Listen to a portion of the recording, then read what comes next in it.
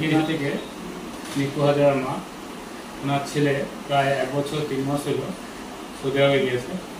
যার পরিবারটা খুবই অসহায় এবং এনারা অ্যাকচুয়ালি অন্যের বাড়িতে কাজ করে সংসার চালায়।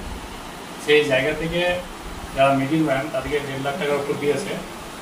সেই 1.5 লাখ টাকার মধ্যে একটা বড় ইন্টারেস্টের দিকে দিতে হয়, কিন্তু ছেলে 1 বছর 3 মাস যাওয়ার পরেও কোনো বেতন ঠিকমতো পাচ্ছে না, যার জন্য ও 1.5 লাখ টাকা শোধ করতে পারছে না এবং ছেলেও ওখানটায় ঠিক মতো কাজ করতে পারছে না। তা সেই বিষয়ে নিপা হাজার মায়ের মুখ থেকে শুনুন কীভাবে ছেলেকে বিদেশে পাঠিয়েছে। কত টাকা দিয়েছে? 1.5 লাখ টাকা। এখন কি করছে? এখন বসে থেকে ছেলেকে কাজ করাচ্ছে, মাইনা দিচ্ছে না। ছেলে বলছে আমার মাইনা যদি না দেবো না আমার কি করে শোধ হবে, বাড়িতে লোক চলে এসে ঘরে তালা মারবো বলে এখন বলছে ছেলের বাবা কাজ করতে না দেয় না, কি করে স্যার আমি পরের বাড়ি কাজ করে কোনো রকম সংসারটা চলছে আমাদের। দালাল কি বলছে?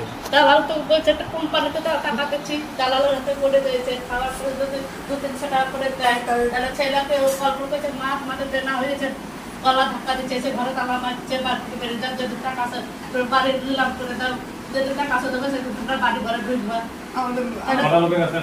হ্যাঁ, বড় লোকের কাছে হ্যাঁ 1.5 লাখ টাকা দুজনের কাছে নিয়ে আছে, 1.5 লাখ টাকা হিসাব। যেটা মালিক যদি ছেলেকে টাকা দেয় মাইনা, মা বলছে তো যদি আমাকে মালিক টাকা দেয় মাইনা দেয় আমি কাজ করবো না বলবো না, কাজ করবো। মালিক কোনো রকম আজকে এইরকম অবস্থা একটা পরিবারের, সেখান থেকে আমরা ভারতীয় হাইকমিশনের কাছে অনুরোধ করছি যাতে এনার ছেলেকে ওখানটায় কাজ দেয় এবং ঠিকমতোভাবে বেতনটা দেয়, যাতে ও বাড়ির ধার দেনাটা শোধ করতে পারে। সেই ব্যবস্থা করার জন্য আমরা কর্মসূচি ওয়েলফেয়ার সোসাইটির পক্ষ থেকে ভারতীয় হাইকমিশনের কাছে অনুরোধ জানাচ্ছি।